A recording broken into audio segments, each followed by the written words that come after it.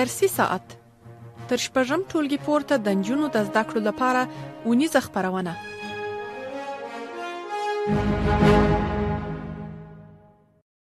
بسم الله الرحمن الرحیم. د لوی مهربانه رب په سپېڅلي نامه سلامونه او نیکې هیلې مې ومنئ. درنو زده کوونکو، هیله ده چې روغ او جوړ اوسئ او وخت به مو تر دې مهاله په خیره رسولی وي. تاسو ټولو ته د نهم ټولګي تاریخ مضمون اووم لوست ته ښه راغلاست وایم. هیله ده چې نن ورځ هم د لوستو اخرنۍ شیبو راسره ملتیا وکړئ او د نن ورځې د موضوعاتو څخه ګټه واخلئ. نن مو لومړنۍ موضوع د امان الله خان د سفرونو په هکله ده.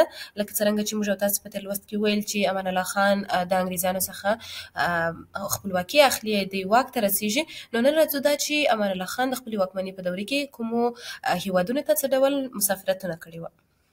د نړۍ اسیایي او اروپایي هیوادونو ته د امان الله خان سفر وکړي او دغه سفرونه 8 میاشتې وخت ونیوي. په دې وخت کې امان الله خان چې و هغه ته 10 کلن و، پاچا د کندهار او چمن د لارې برتانوي هند ته ولاړی او هلته تود هرکلی وسو.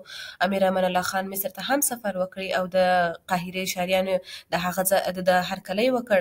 د مصر سړکونه، علمي او تاریخي ادارې ولیدلې. د مصر څخه بیا وروسته د ایټالیا ته ولاړی او هلته د ایټالوي هوابازانو سره هم خبرې اترې وکړې. امان الله خان بیا په فرانسې کې د لرغونپوهانو او ختیځپوهانو د انجمن سره لیدنه وکړه او یو فرهنګي تړون یې هم لاسلیک کړ. وروسته بیا د المان ته ولاړی. په المان کې بیا د صنایعو خاوندانو د امان الله خان ډېر تود هرکلی وکړ او د هیواد د خپلواکي له سمه کلیزه هم په المان کې ولمنځله. په المان کې د چې کله دی هلته پاتې سو، هلته نو دی 6 میلیونه مارکه د پور په ډول اخلي او هغه بیا د تخنیکي کمپنیو د سامان آلاتو په اخیستلو او همدارنګه د جنگي تجهیزاتو په پیرودلو باندې دغه پیسې لګوي. امیر امان الله خان د المان څخه وروسته د انګلستان ته سفر وکړ چې بیا انګلیسیانو هم د امان الله خان تود هرکلی وکړ. امان الله خان د انګلیسیانو علمي مرکزونه ولیدل او دغه ادارو امان الله خان ته د حقوق افتخاري ډاکټري علمي لقب ورکړ چې بیا وروسته دی مسکو ته ځي او هلته هم د هغه هیواد پوځي او صنعتي ښوونځي څخه لیدنه وکړه. او امان الله خان د شوروي اتحاد څخه وروسته بیا ترکیې ته سفر کوي. هلته بیا نوموړي ته د مصطفی کمال اتاتورک د خوا د ختیځو ولسونو د خپلواکي د مشر لقب ورکوي چې امان الله خان د ترکیې څخه بیا ځي ایران ته او نوموړي دا سفر د دواړو هیوادونو د دوستي د ټینګېدو لامل ګرځي. دا چې د ایران ته ځي نو د دغه دواړو هیوادونو ترمنځ دوستي نوره هم ټینګېږي. افغانستان ته د راتګ پر مهال باندې امان الله خان دا وویل چې زموږ هیواد ډېرې ارزښتناکې شتمنۍ لري او هغه څه چې هغه زموږ هیواد نه لري هغه یوازې پوهه ده چې باید هغه هم ترلاسه کړي. چې بیا د امان الله خان د سفرونو د بریاو د جملې څخه د نړۍ د نورو هیوادونو سره د اړیکې ټینګول و. دا چې دی دغه هیوادونو ته ځي نو د بریاوي ډېر بریاوي لاسته راوړي چې د هغه د بریاو د جملې څخه یو دا دی چې د هیوادونو سره د نورو هیوادونو سره شي اړیکې ټینګوي. د دفاعي مهارتونو د کیفیت لوړوالي هم د بریالیتوبونو څخه و. د دې ترڅنګ د نویو وسلو پیرودنه، د صنایعو د پرمختګ د لارو چارو برابرول، د ټکنالوژي څخه سم استفاده کول او امان الله خان د نړیوال اعتبار ډیروالی هم په دې بریالیتوبونو کې یادولی سو. راځو دې ته چې محمد نادر شاه څنګه واک ته ورسېدی. د امیر امان الله خان د مسافرتونو په هکله باندې وپوهېدلو، دا چې کوم ځایونو ته سفرونه کوي، د کومو ځایونو او کومو خلکو څخه لیدنه کوي، وروسته دغه سفرونه دته کوم بریالیتوبونه ورکوي. اوس راځو محمد نادر شاه وایي چې محمد نادر شاه څه ډول واک ته رسېږي. محمد نادر خان د امان الله خان په وخت کې د سپه سالاري دنده درلوده چې د افغانستان د خپلواکي په جګړه کې هم د سویلي سیمو د ادارې دنده په غاړه درلوده. یعنې کله چې د افغانستان د خپلواکي لپاره جګړه کېده د انګریزانو سره، په دې وخت کې د سویلي سیمو اداره چې وه هغه د محمد نادر خان په لاس کې وه او انګلیسي پوځونو ته یې هم سخته ماته ورکړه چې د همدې بریې څخه وروسته بیا محمد نادر خان د افغانانو په منځ کې ډېر شهرت پیدا کړ او د اماني دولت تر نسکرېدو وروسته په هیواد کې ځینې ستونزې پیل سوې. محمد نادر خان چې هغه ښه شهرت درلودی، د امان الله خان په نامه خلک د واک د لاسته راوړلو لپاره په ځان باندې راټول کړل او پکتیا یې هم د سیاسي او پوځي چارو په مرکز باندې بدله کړه. د بېلابېلو قبیلو او قومونو څخه یې 12,000 کسه سره متحد کړل چې بیا محمد نادر خان په 1929 کال کې د کابل په لور باندې حرکت وکړ او کابل یې د مخالفینو څخه وژغوره. محمد نادر خان د هماغه وخت د مخورو کسانو د خپلولو سیاست خپل کړ، یعنی دا هڅه یې کوله یا دا سیاست یې کاروي چې ډېر مخور او مشهور کسان خپل ځان ته راوبلي یا هغه خپل کې چې د دغو مخوره خلکو د خپلولو څخه هدف دا و چې د خپل منځي ګډوډي له منځه وړل و، چې یعنې دغه خپل منځي ګډوډي دی د منځه یوسي، چې د 9 میاشتو د کړکېچونو او ګډوډي پر مهال باندې په هیواد کې په سیمه ییزو ځواکونو باندې اوښتې وه، چې بیا محمد نادر خان د هیواد اداري چارې هم د خپلو اړونو ترمنځ وویشلې او سردار محمد هاشم خان یې د لومړي وزیر په توګه وټاکه، چې بیا د صدارت پر مهال باندې ځینې تدریجي بدلونونه رامنځته سول او د دغه دورې ځانګړتیاوې د سیاسي واک د ټینګښت په کورنۍ کې.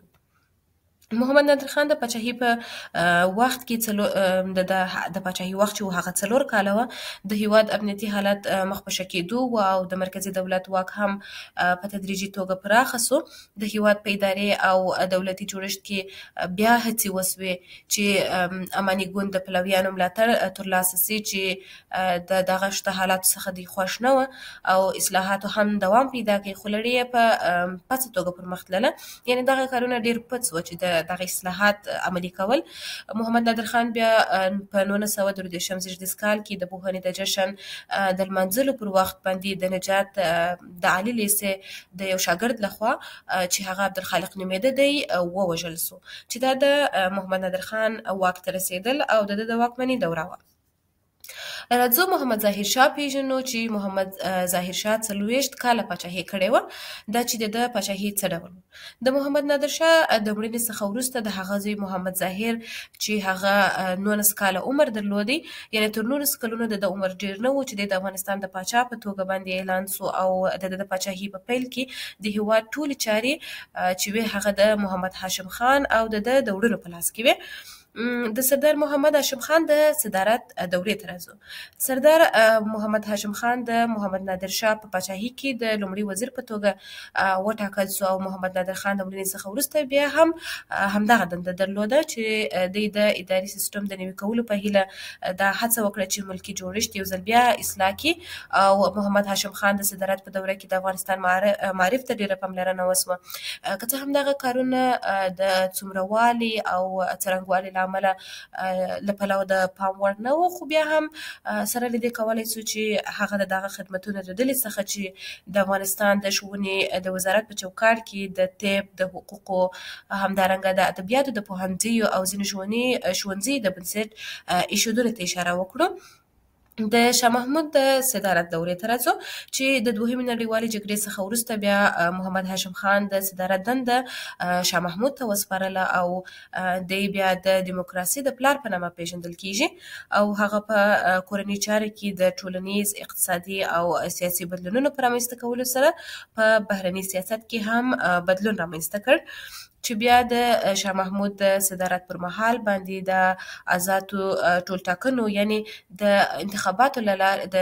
انتخاباتو ترسره کېدل، د مطبوعاتو خپلواکي او همدارنګه د شوراګانو او سیاسي ګوندونو د جوړونې لازم سیاسي اقدامات شروع سو په دغه دوره کې او په 1929 کال کې انتخابات ترسره سوې چې په پایله کې د خلکو لخوا یو شمېر سیاسي څېرې د هیواد پارلمان ته لاره پیدا کړه. ورپسې د محمد داود خان د صدارت دوره وه. سردار محمد داود خان په اداري چارو کې د پوهې او د لوړو زده کړو لرونکو کسان وګمارل په خپل اداره کې. په 1955 کال کې چې 1940 لمریز کال سره سمون لري، تر ټولو لوی جرګې وروسته د محافظه کارو کړي رول کمزوري سو او په دې وخت کې د افغانستان په دغه وخت کې افغانستان د نړۍ د خپلواکو هیوادونو په منځ کې ځانګړی ځای ترلاسه کړ او محمد داود خان د خپل صدارت په وخت کې د ناپیلیوي هیوادونو ملاتړ وکړ او افغانستان د دغه غورځنګ د بنسټ ایښودونکو د یو غړي په توګه وپېژندل شو. راځو د ډاکټر محمد یوسف د صدارت دورې ته. د هیواد اساسي قانون د تصویب څخه وروسته په 1923 هجري لمریز کال کې د صدارت څوکۍ د کارنو او صنایعو د پخواني وزیر ډاکټر محمد یوسف د نوماند کېدو لپاره لاره هواره کړه چې دی ځان نوماند کړي او حکومت د اساسي قانون پر بنسټ باندې د سلطنتي کورنۍ څخه بیل کړای سو او د ټولنیز او سیاسي اړخه هم په هیواد کې ژور بدلونونه رامنځته سول. د اساسي قانون پر بنسټ باندې د بیان د ازادي لپاره لاره هواره سوه او همدارنګه د سیاسي ګوندونو قانون هم اعلان سو خو عملي نسو. د ډاکټر یوسف د صدارت د ختمېدو څخه وروسته حکومتونه یو په بل پسې سره رامنځته سول چې هر حکومت بیا جلا پروګرامونه ترسره کول. همدارنګه د محمد هاشم میوندوال، نور احمد اعتمادي، ډاکټر عبدالظاهر او محمد موسی شفیق هم دغه دورو کې د پرمختیایي فرهنګي او ټولنیزې پروژې عملي کړې. د 1950 هجري لمریز کال د چنګاښ په میاشت کې چې هغه د 1923 زیږدیز کال د جولای د میاشتې سره سمون لري، د یوې سپینې کودتا د لارې په هیواد کې شاهي نظام نسکوره سو او پر ځای په افغانستان کې د سردار محمد داود خان په مشرۍ باندې لومړنی جمهوري حکومت جوړ سو.